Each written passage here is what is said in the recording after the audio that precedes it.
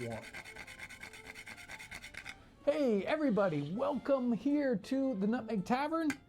We are live and it's Friday. I'm your host John Townsends. We'll be talking about all kinds of fun historical stuff today. We'll be answering questions and we'll be talking about blowing window glass in the 18th century. I thought that was kind of a fun esoteric topic. I don't know. Check. Can you guys hear John okay? I don't know if it's just not monitoring, but I can't hear you through here. Okay. Well, do you have little UV meters going there? Yeah, it's picking you up. Okay. But I can't hear you. Then hopefully everybody will hear me. It's probably just a monitoring issue with that guy there. Anyway, welcome to the Nutmeg Tavern. I am here on this side of the time vortex, dealing with all things historical. No, they're saying no sound. No sound. So remember when the music wasn't monitoring? What did you do? You go into the little gear there, and there's monitoring. Yes, no. Take us back to the card and I'll come back. We need a... There you go.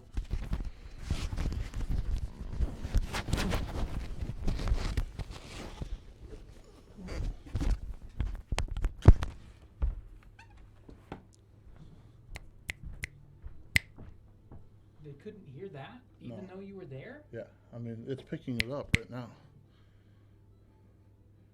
But they say I can hear. They can hear it.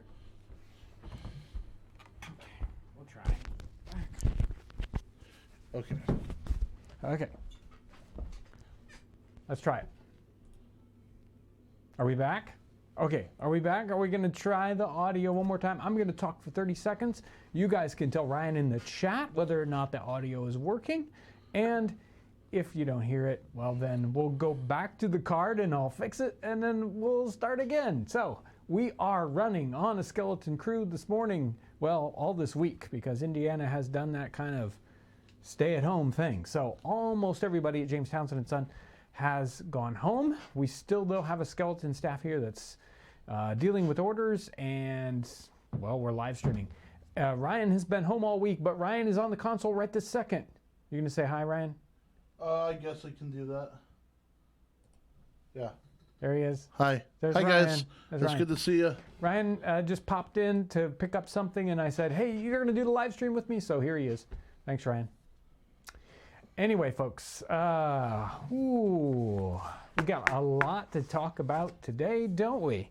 Amazing response. Thank you if you responded to some of the videos that we've done recently, especially Wednesday's video that I did about, Joseph Lamartin being quarantined in the military and talking about smallpox quarantine and all that kind of good stuff in the time period. Great, fun videos. I love doing those kind of videos. And I always think, I think I'm going to do a video tomorrow morning. I wonder what it's going to be about. And I'll pick a topic and that doesn't work. And I'll pick another one and then, whoop, I'll be inspired and then we do the video. How is the audio running? It looks like it's fine. Good. Good. I'm glad you folks are. I found it. You found it. He found it. Yay. Perfect. Those videos, always a blast to do, and the reaction is amazing. So thank you guys for your great reaction. You're sharing the videos. That helps me know, yes, do that kind of video, John. So you guys have been very helpful with that. And I hope you enjoyed yesterday's video that we put out. We shot that before all this stuff happened. Right before it, we went to Dayton. And what's the park there? It's Carolyn Historic Park. Carolyn Park. They're at Dayton, and wonderful folks there. And we had Rick and Hillary playing the music, and we have this CD here. So we do have these CDs available. If you're interested, do we want to play that one little piece? Yeah, we can do that. Just give me 1 second here.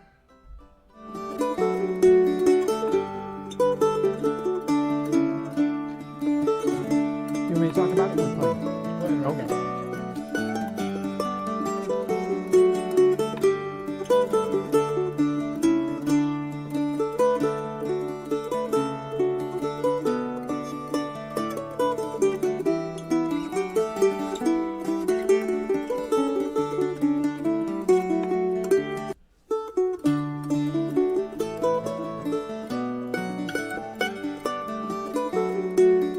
back. Yeah, so that was just a little 30-second loop Right. of the first track. So that was the first track. They did a tremendous job with the music on this. Really fun. Imagine that in the 18th, well, not imagine, they did in the 18th century, just kind of set different pieces of music to mandolin duets. So this is exactly what they might have done or some people did do right there in the 18th century. Rick and Hillary found this music, replicated it for us in a wonderful modern recording. We'll be able to use some of these in later videos, but the DVD or the CD is available. They did such a great job. So thank you, Rick and Hillary.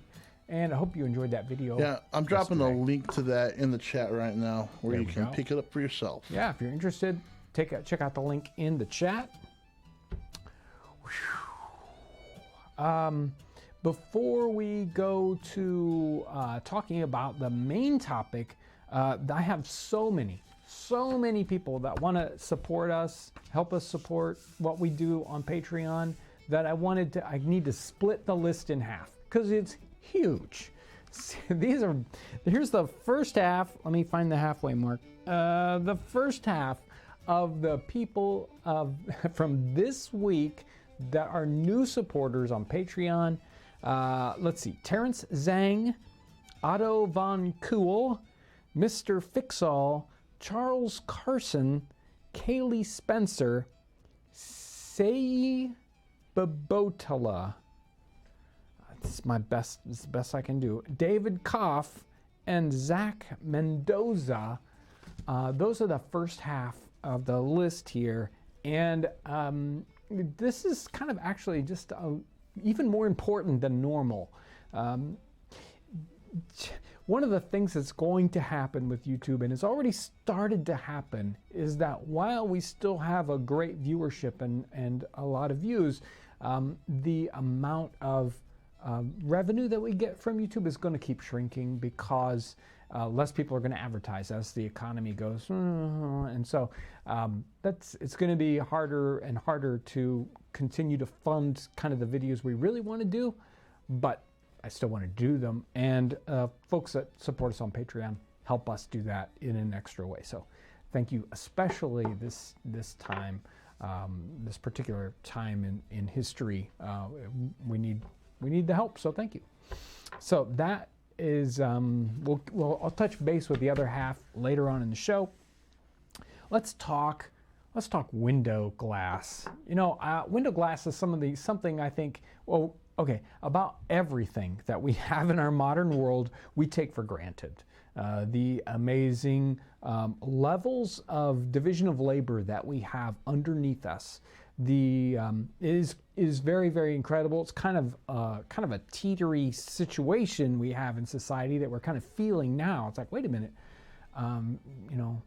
is this the right way to do things? We don't have a very stable and perfect supply of all the things we want to have, because everybody relies on everybody else in a different way. And window glass is one of those things nobody thinks about. Nah, I never. It's like, what do you think? You go to the store or you buy windows; they're already made.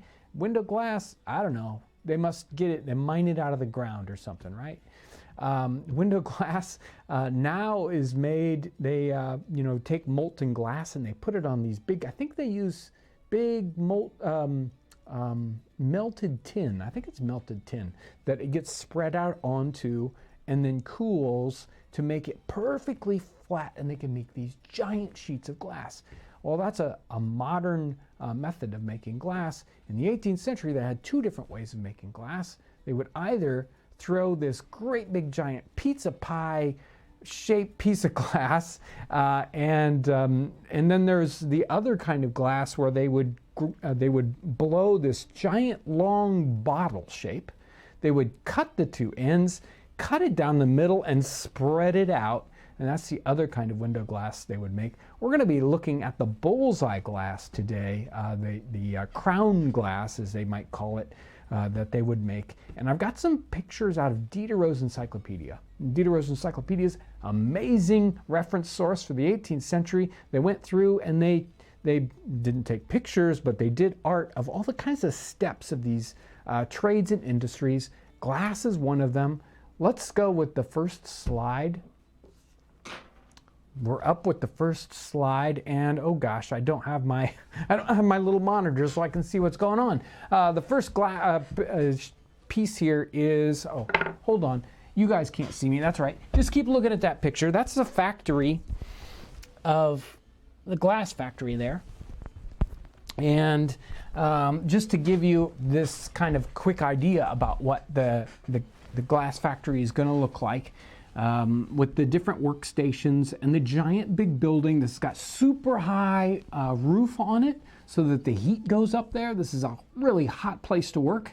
You can see these guys, a lot of them are wearing sort of just big gowns. They're not wearing breeches, waistcoats, coats, nothing like that. And they've got special working hats on, and they're naked underneath that shirt because they need to stay cool. So let's go to the next slide. And here is a guy, we can only see him from the back. He has got his little working cap on. He's got little, shoes so he hot glasses and burn his feet. And he's got wear that robe. And he's right now, we see him from the back, but he's dipping out he's getting a big glob of glass onto a blow tube so that he can start to work it. Go ahead to the next one. So here's the next slide. And number one, again, look at his outfit here. He's got a special visor. He's got to look at hot glass and deal with hot glass all the time. And he's got a special visor to protect his eyes and keep him from getting too hot because all that is like radiant heat. He's got the blow tube here, and he's working this big blob of glass over sort of just an open trough here. So that he can work that blob of glass into the right kind of shape. He's putting little lines in it and doing different things. There's some of the tools he's working with. You can kind of see what's going on there. Go to the next frame. This is 4 frames where he's working this blob of glass, and he starts to blow it. And that's a tube that he's working with that the glass is on. And that table is probably marble. It's like a big stump, a log stump, because we need something very, very sturdy. And then it's got this big sheet of probably marble or granite, something like that, cut very, very flat. If you use a metal, it will react with the glass and change the color, so we don't want to do that. And he starts to blow that glass and he starts to shape it. And go ahead to the next frame. You can see him, he's starting to blow that into a bottle, and it's a special kind of a shape. He'll get it into something that's, like a balloon size. Then he flattens the back of it, and you can see in the top right-hand side, he's rewarming the glass.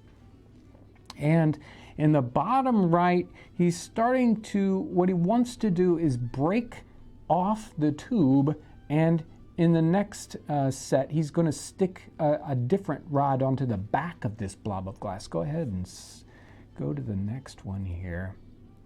So here we haven't seen the step because it was hard to show, but a helper came in, held onto the tube, and then he took a pontal, which is just a rod, a solid rod, a little blob of glass at the end, and he grabs onto the back end of that glass, and he starts to open that back up. He takes it into the oven, he heats it up, and then in the bottom right-hand corner, you can see the helper. He's brought a stick in, and he's going to rotate that big blob of glass and start to open up the throat or the mouth of this to make a big bowl. And then he's going to go beyond the bowl, so go ahead and go to the next set of 4. He keeps heating this up, and then he goes beyond the bowl and he opens it all the way open until it's like a big giant pizza. What is that? That is nuts. Like 36 inches in diameter. And when that cools off enough, after he gets it to that shape, he's going to put it on this bed of sand. So he's made this big dish of sand. He doesn't want the sand to touch it in the middle. He's just going to touch it on the outside edge. He's going to let that cool. And then when that cools off enough, he'll just bust that rod off, and it'll just make a little busted mark in the middle. Now the problem is that glass isn't done at that point.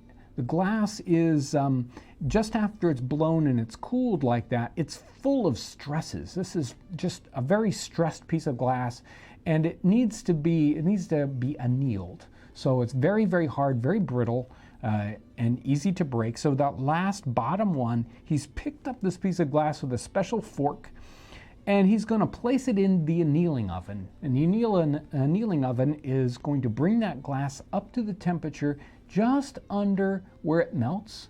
So a piece of glass like this, I'm not sure, probably going to be annealing in it's like, let me guess, 1600, 1500 degrees Fahrenheit. So it could be a good bit higher. It depends on the glass and how it's fluxed and all that. But he's going to bring that up to temperature just before it melts, and he's going to leave it there for a little while and then let it cool down very, very slowly. And that makes the glass much softer, not brittle. It relieves all the stress and makes it so it won't just snap and break. The next picture is a picture of like a stained glass window made of the bullseye, just the bullseyes of the glass. Because it turns out that, of course, you've got a great big giant round piece of glass. Most people's windows are not round. Most people's windows are little squares and little rectangles. So you cut these little rectangles out of that big giant round, but the center has the imperfection, a thickness, and then the little pontil mark in the middle where it's busted that glass off.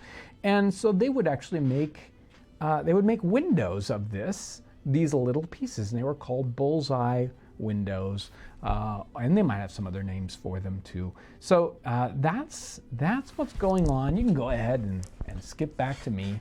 That's what's going on with making window glass in the 18th century. It's an amazing process just to think about, how that was all done, how long it took for someone to work this up into the right kind of shape. And probably, we don't even want to know how many times it failed. So that, it's like, oh, that was working. Oh, that doesn't work anymore. Although a very experienced glass blower is probably going to have successes most of the time. But you can imagine how difficult it was, especially for a rookie to get into that. You're going to apprentice for a long time. You're going to be watching people do that while you're doing, as the apprentice, doing all the rotten jobs until you finally get a chance to, blow your own glass and probably make a little tiny window and then bigger and bigger, like this gentleman was able to do. It's amazing to see these great big giant kind of industrial scenes in the 18th century and what they can do with such very, very primitive technology compared to what we consider today. And how we would make window glass in giant factories, and it's all perfect, and their glass was all kind of warbly and everything. Love that kind of. Diderot's Encyclopedia is amazing to see all these different trades and industries pictorially, like you saw here. Amazing book. So somebody asked, what is up with the bubble glass windows in England? You know anything about that? Well, they are probably talking about the wavies and the bubbles inside of the glass, and that's just what's happening when you hand blow glass. So currently in an industrial glass that's made, they're they let that glass set at a very stable temperature for long periods of time, and it doesn't get all those little bubbles and kind of worry wrinkle marks in it like period glass does, because they're working it very rapidly and by hand, and they can't control the process nearly the same. And so they would melt the glass, and instead of wasting a day's worth of time keeping that glass up to temperature and letting all those bubbles come out of the liquid glass, they're working it right away. Okay, I got to get to some super chat stuff real quick, and then we'll get back to some glass questions. Yeah. So Hirschman Hill said Connor Perry shared your bread making video you did there on their Facebook today. Oh yeah, great, thank you. Very cool. Mary Gerfesh, sorry. Do you know anything about War of 1812 nursing? Anything about War of 1812 camp followers? A general military War of 1812 stuff is what she's interested in. So nursing and camp dwellers. Okay. and how they were dressed. Okay. Mike Howell, any accounts of doom criers during pandemics in the 18th century? Folks who marched the streets yelling, "Repent, the sinners who caused the plague." Okay. Julie Stevens, thank you for all you do. Brain not giving me questions, but thank you so much, Julie Stevens. Mark Hutchinson, I work in a forge. You have to protect your face. Yeah. If you just look at a hot piece, it can literally sunburn you if you are too close. Yeah. Speed and Style, Tony, a little something to get you through the current times. Thanks for keeping going. It makes the week end on a better note. Excellent. Christopher Ramsey says, how much nutmeg do you add to the glass? Which is a great question.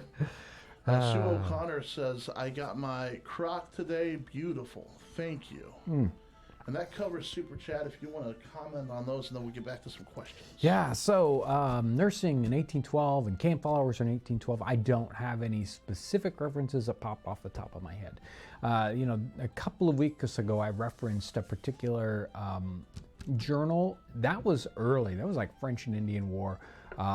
But it was kind of specifically talking about this matron that goes along just to do hospital things in the 18th century. So they have those things going on. Now, what's going on in 1812? I don't have any specific references to that, but we know that there were both nurses that going on, because anytime you've got a military unit and it's going to be active, it's got some sort of medical attachment to it. So you've got surgeons and you've got other people that are helping. They may be female, they may be, just male people that are working on that, medics, whatnot. Camps generally had at least a small quantity of camp followers that went along with the military unit.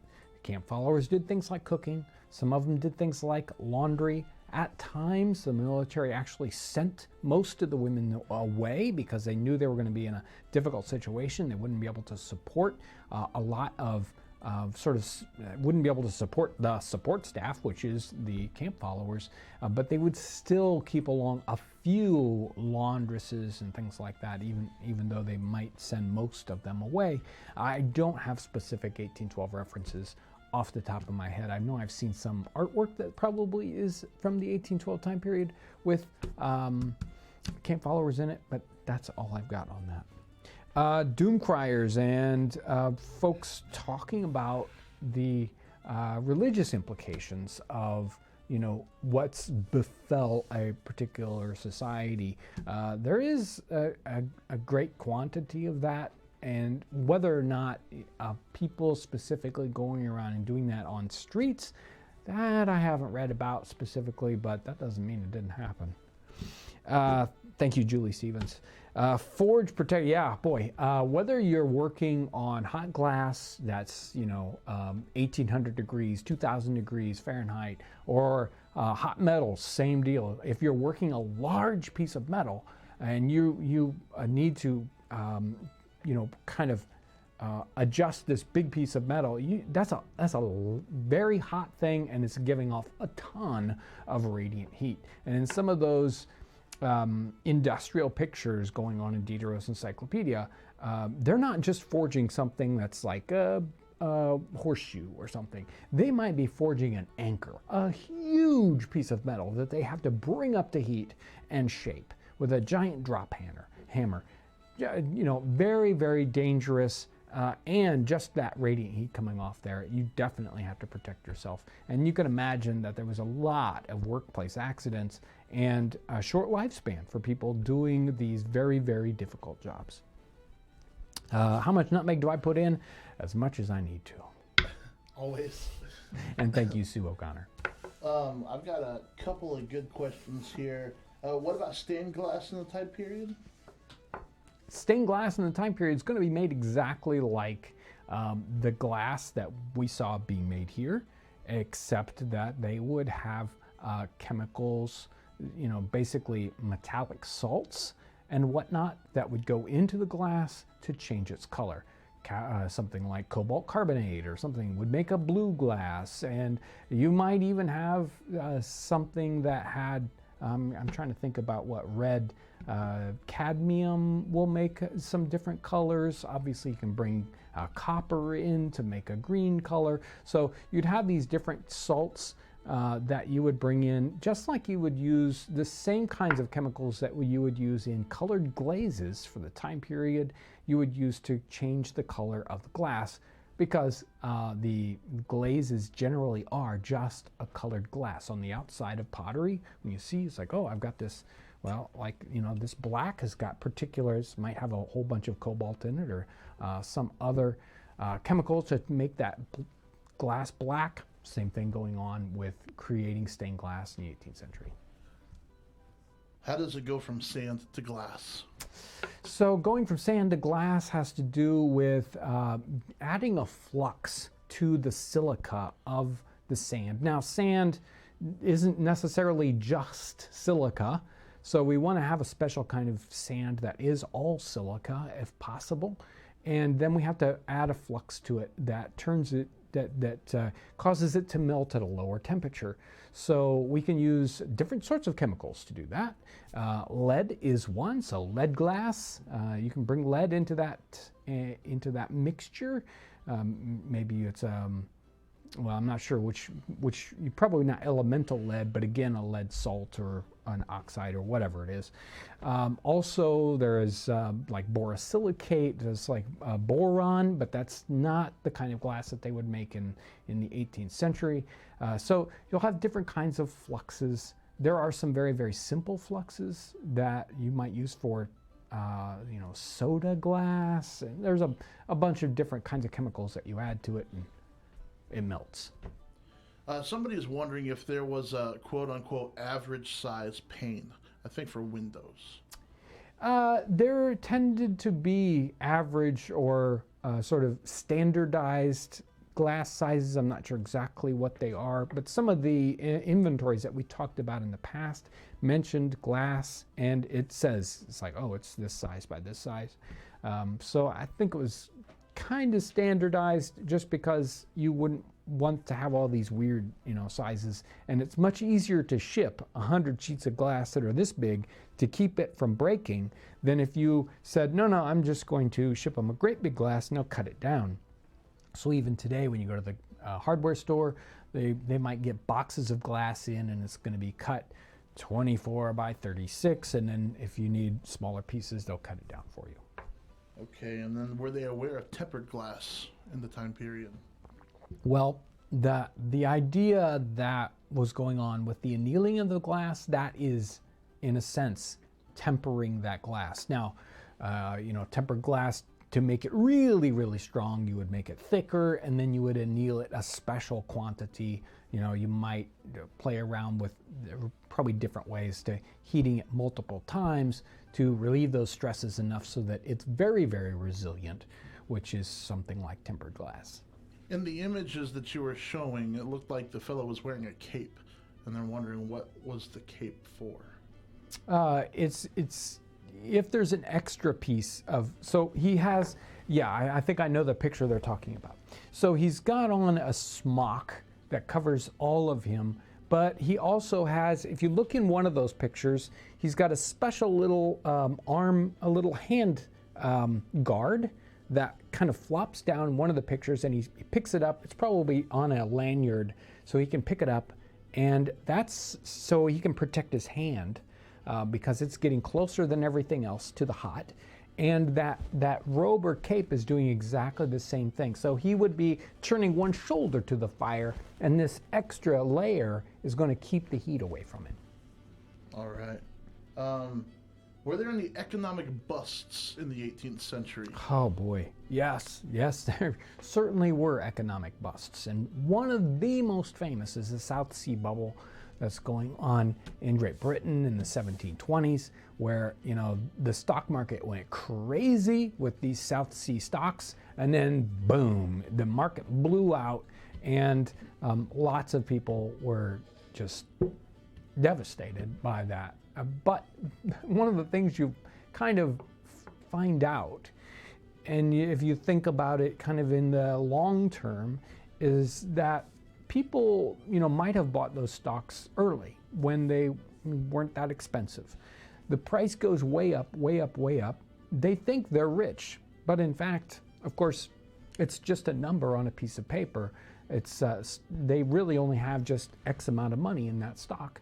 They think they're rich, and then the market falls off again, and maybe they lost all their money, but it really wasn't all that much in the first place.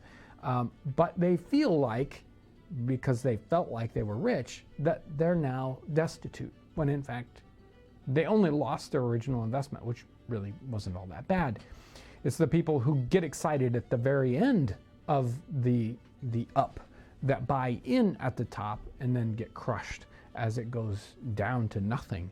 But in the the reality is that the thing was never worth all that much.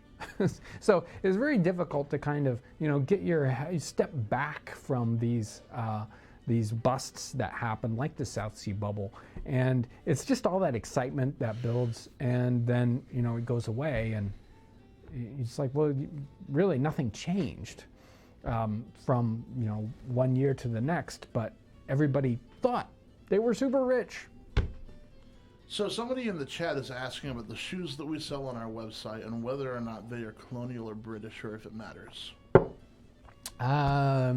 They tend to be kind of squarish toed, so they're probably a little earlier, Rev War, and a little bit earlier. They're kind of since we don't want to have to tool up on 6 different kinds of shoes, we kind of met in the middle with those shoes, and so they're meant to be sort of a generic men's shoe of the time period. They are straight lasted, they don't have lefts and rights, which was typical in the 18th century, and they're kind of a mush design of the middle, because it's very difficult to both engineer and to stock a whole bunch of different shoe styles as they slowly evolve over time. And 99.9% of people couldn't tell one from the other. All right, so I've got some super chat stuff. Yes. Colin Kelly asked, how expensive was glass? Was it common even for poorer homes to have glass windows? Are we going to go through these or one at a time? Let's just do them like questions. One at a time. Okay. I don't think they were buyable. But I don't think people had a lot of windows, and sometimes in some places windows were taxed, so you had an incentive to not put too many windows in your house. So they can be expensive in 2 different kinds of ways. Some of those inventories where glass is going out to the frontier, they're not sending very much glass out, so I'll bet it's pretty expensive. All right, Keltoid 5 is asking if Diderot's is available.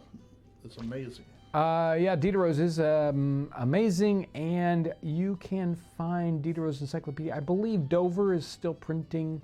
They have a 2-volume set. It's a nice big book, and that is likely available. Diderot's Trades and Industries, something like that. I wish I had a link for you. All right, and Maxter Cool. Oh, I'm sorry. Yeah, Maxter Cool. Yep, Maxter Cool. That's where we're at. Yes. If people had windows in the 18th century, were they glass, isinglass, grease paper, vinyl? What were they made of? Or nutmeg, possibly. Well, you could probably cut it very thin. Anyway, glass. He also says, please frame your answer as a character from Lord of the Rings. Ooh. I only do. Who was the guy? I need to. I'll skip that, and I'll say that glass is in most civilized places. Glass is glass. That's what people are going to be using when you go out to the frontier, and in some very, very poor situations, you're going to be using other substitutes like greased paper, maybe even like rawhide, thin hide that you can tack up into place and over the coverings, over your openings in your building. They might have used something like mica. I have not seen too many references for anything big on mica sheets being used for the window glass. All right, I've got a super chat from Chrome. Okay. Thanks for all you do. These videos are super appreciated, especially now. Thank you. Dominica Sesanka sent a donation with no comment. Thank you so much. All right, thank you. So did Christine Pearson. Okay. We appreciate that. Thank you, Christine. And I know that there's another one in here, but I can't see it. So let me go find it real quick. Right here. It's from Sue O'Connor. I'd like to know about the redware. Do you just keep missing it, or is there redware season I'm not aware of? Does she just keep missing it on the website? I think. Oh gosh. Sorry about that. You know, we our potter can just only make so many pieces. So we always have this difficulty with the website, and that is when supply is down, we don't know. It's easier for us to just make it disappear off the website than to have it show up and then people want it but they can't get it and it's on back order and whatnot. So yes, we sell a goodly number of pieces of redware, but it's very hard to keep in stock. It's difficult to ship. It's, you know, so all these we're just trying our best. And if you want to place an order for a particular piece of redware and kind of let it lay on order so that you get it, the best way to do it is actually call your order in, because you can't really do that on the website too often. But be very, very gentle to our telephone staff, because it's right now, because we're right up at the edge to our labor on answering the telephone right now, because we're on a very, very limited staff here because of stay-at-home orders and all that. So right, and they are doing they're working like crazy. It's like how to do 4-person job by yourself, you know. So Nathan Kirk just sent one in that says $5 for the pandemic nutmeg supply. Yeah. And Alexander Lipich just sent in a donation without a comment. Thank you. Thank you, guys. Thank you, all of you. We've got, somebody's asking, they're like fishing. They're asking about the Complete Angler. Yeah. And whether or not that was stateside when it was written. Did it get over here? Do you know anything about that? I don't know about. It's likely that certain gentlemen's libraries would have something like the Complete Angler, and the Complete Angler it's fishing, it's philosophy. It's a really funny book. It's a really funny book. It's just like nobody would. Well, I guess somebody might write a book like that today, but very, very. Fun book too. Somebody in the chat suggested that's not really a poor person's book. No, exactly. Yeah. This is it's the gentlemanly art of fishing. So it's, I mean, I think it's common. People would go, what, you need to learn fishing like that? You know, I just go out there and catch fish so I can eat something. Let's do the second half of the Patreon names. Yeah. And Patreon is a website where people can sign up to sort of help support a creative, project like what we do here with a small amount of money per month. It just sets up this recurring little payment. More of the new numbers, new people from this week: Wesley Hochstetter, Simon Gregory Guthier, Larissa, Mary, Peter Siverson, Sal Casmano, Hyperforce, Detya Alberta. No, there's no L in there. Rock and Rye, Robert Clary. Those are the second half of the Patreon names, and some folks it's like it's easier for them to do a one-time thing on PayPal. If you want to do that, there's a link down in the description section. And this is from a couple weeks ago. Adam Gear and Stephen Lavarato. Those are all folks that help us make videos. Man, thanks so much, guys. Yeah. And we broke 1,000 right now in viewers. Oh, so excellent. It's been above that for a while, and it's always exciting when that happens. Yeah. Thank you. Yes. I want to go to the CD one more time, play that clip, if that's okay with you. Okay, yeah. All right. It's going to be loud until I turn it down. Sorry about that. Get ready. 1, 2, 3.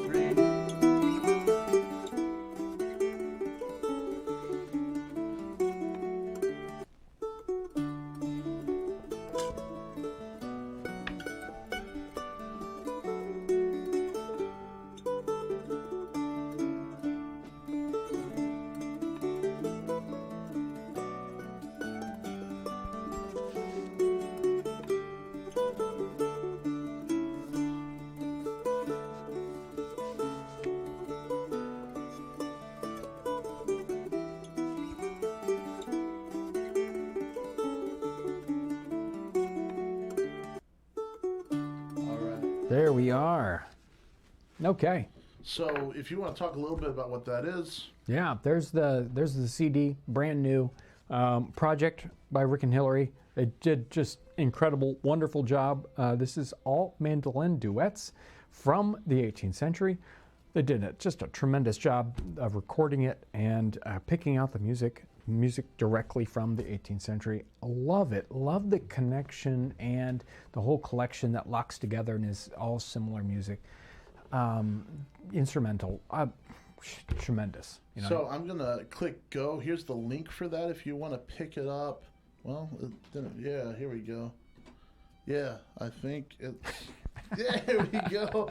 There's a link. If you want to pick up that CD, they just put it out. That's the same folks to do all the music that's featured on their YouTube channel for the most part. Yes, maybe all. And they're great musicians. And except for music that Ryan does. Except for music that I do. And I think that this is my favorite of their releases. I think so. It's really good. It could be it's just so different. It's new, right? Yeah. But I've listened to it a ton, and I really love it. So, yeah, go buy that and support them. Yes. Thank you. All right, we have more Super Chat stuff. Okay. But I lost my spot. So we're going to do one more question here. Would glass be made differently for ships? No, it's going to be, there's probably a couple of different kinds of glass that they're going to be using in ships. Now, in the back part of the ship, where there are windows in the stern of the ship, the captain's cabin is going to have this beautiful array of windows. That's going to be made similarly. They might use the glass, the other method where they blow the great big long bottle and then cut it and open it up, which is just a crazy process, because that's a higher quality glass. So they might be using a glass like that. They might be using a glass, crown glass like this. And then there are other situations where they're going to be needing windows, but they can't be glass because they need to be more protective in their lanterns. They might use regular glass, but in the lanterns that are down below decks that have anything to do with around the powder magazine, they're probably using horn panes that are much more resilient to heat and won't break. You can't break them and accidentally, oh no, and then flame gets into the powder magazine and the entire ship blows up. All right, so this is cool. Adam Crowell just started supporting us on Patreon. Okay. Thank you so much. Yeah, thank you. That's awesome. We'll probably get to read your name next week. Yeah, yeah. Stay tuned next week when I read your name. Keltoid5 sent in the super chat that says, were there any decorative techniques for glass windows, like extra wavy or even glue chipped, or was that more of a 19th century thing? Probably a 19th century thing. More than likely in the 18th century, they're trying to make it flatter and more transparent, more less wavy, and that's the high-end glass. But so I don't know about making, especially for windows, about making anything really kind of special. All right, and then we've got Tesseract 14. How did the process differ as far as making a main house rather than the starter house, in reference to the log cabin video? Yeah, so it's generally a how nice you're going to finish your house, whether or not you're going to hew the logs flat, how well you do the joints that in the corners, and how big you're going to make the house. These little first starter houses are just tiny little cabins that are 14 by 14, 16 by 16, just to get shelter while you're making your bigger house, which might take a year, might take 2 years, depending on the process, or longer. So it really is generally a size and how nice you're going to be making it, and things like a foundation. It's like in my real house, I want to build a real foundation. I want this house to last for a long time. We'll probably put a floor in it that's wooden to get us up off the ground and make it drier, versus the cabin that we make. The starter cabin, we're going to make it right on the ground, no foundation stones, just stick those logs on the ground, and the ground is the floor. So there's a lot of, things like that. We're going to put better roofing materials on it. We're going to put nicer doors in it, all that good stuff. Locust Drone says, how much was the tax on glass back then? Oh, I wish I knew. And it undoubtedly undoubtedly evolved over time. It went from one thing, like not taxed to taxed, and in some places in Great Britain, they actually walled up the windows because they didn't want to be taxed on those. So you can imagine your house starts out with windows, and we're going to wall over them to save money. Really? Yeah. Okay. A lot of people are wondering about lanterns. There's hog skin, glass paints, tin to use on the back maybe instead of glass. Sure. What do you think about that? Yeah, there are a lot of different, reflective surfaces you can put in that. You can use multiple different kinds of materials for the glass panes in them. And then the whole idea that a lanthorn, it has to do with having horn panes in it. And you can see from the images many times a lantern has been thrown onto the ground. Some kind of altercation is happening in the piece of art. This lantern is laying on the ground, and the flame, of course, the heat has gone directly up from the candle, and it's burnt a black spot on the lantern pane. Instead of, if you did that with a regular glass pane, it would get black for a second with soot, and then it would break. And maybe just fall to pieces, whereas the horn pane will just sit there and burn and smell bad. But you'll see different lanterns that have these black spots where the horn itself is burnt. Okay. How about glass jewelry? That was being used for jewelry, probably? Yeah? Well, we're using, costume jewelry in the 18th century, and they would they would make different kinds of colored glass and, grind it to make it look like a jewel. Certainly that's happening in the 18th century. How was glass for pottery made? Well, it's not glass, it's a glaze. And so they will generally put together the constituent parts of the glaze. And so you would have a silica powder, and you would put in your flux powder and your different like cobalt salts or whatever into that whole material. You would just mix it up in a very fine powdery form with water, and then you dip your pottery in it, and that's it. And when it heats up, it forms the glass. And then there are times when you frit it, where you would actually create the glass first and then grind that into a pulverized fine material, suspend that in water and dip it instead, and then you get a very, very consistent color when it's fritted already, turned into glass, and then you just remelt it basically on the surface. How was glass etched in the 18th century?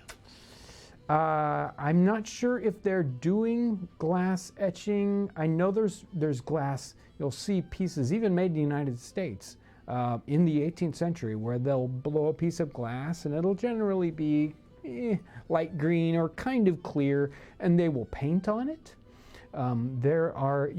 If it's some kinds of glass, you can grind designs into it. And then of course, if you use a very, very strong special kind of acid, it will etch into the glass. I'm not sure how much of that is being done in the 18th century, but you do see different pieces that have commemorative things sort of marked into them, either ground in or etched in. This conversation has brought up questions about the tiles on the fireplace. Yeah. Was that particularly popular in the time period?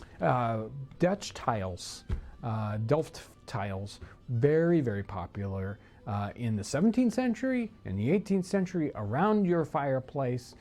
They were made with, sometimes not all that great a clay, and then they would put over the top of that a white tin glaze, and then they'd paint on top of that with cobalt to make these beautiful blue designs. Sometimes they used manganese, and they would have a purple design, and each one of these is sort of hand painted. If you look up the Delft tiles, they are gorgeous and wonderful. I love them. These I just had fun making myself because I wanted to do something like that for the tavern. Yeah. I like them a lot. I think it's one of the best things about the tavern. Go, John.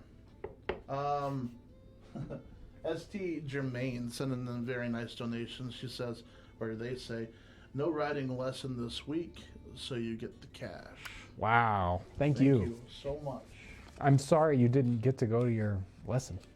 Mimzil sent in a donation, says, how available was meat like chicken or cut beef to the common person? Or was that occasion would chicken be roasted or a good cut of beef be cooked? If we're talking about common people, meat might not show up all that often on their table, and it's definitely not going to be these wonderful cuts. There are a lot of recipes in the 18th century which they talk about something like the scrag end, or the scrag, so the neck meat of like sheep or something like that. Very, very inexpensive cuts that they would use. They're like soldier meat cuts, again, very, very inexpensive. Different parts of the leg or the ankle area in a cow, just terrible, hard to cook meat, tough. Of course, you got all this bone in the way. So poorer folks are going to end up with those kinds of cuts, and they're going to eat some of the offal, the interior parts of animals that we don't think about eating today, although we might eat them if we're eating hot dogs or whatnot, and we just don't know it. But, intestines and, hearts and lungs and kidneys and all kinds of bitsy parts.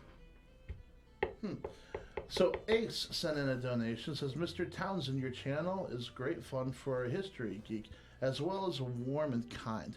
I'm a young amateur antiquarian with a late 18th century commonplace book that has your name on it if you want it. Well, thank you.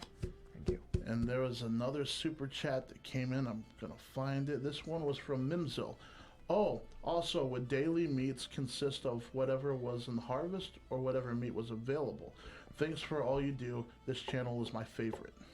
Thank you. So different meats are kind of showing up in different time periods.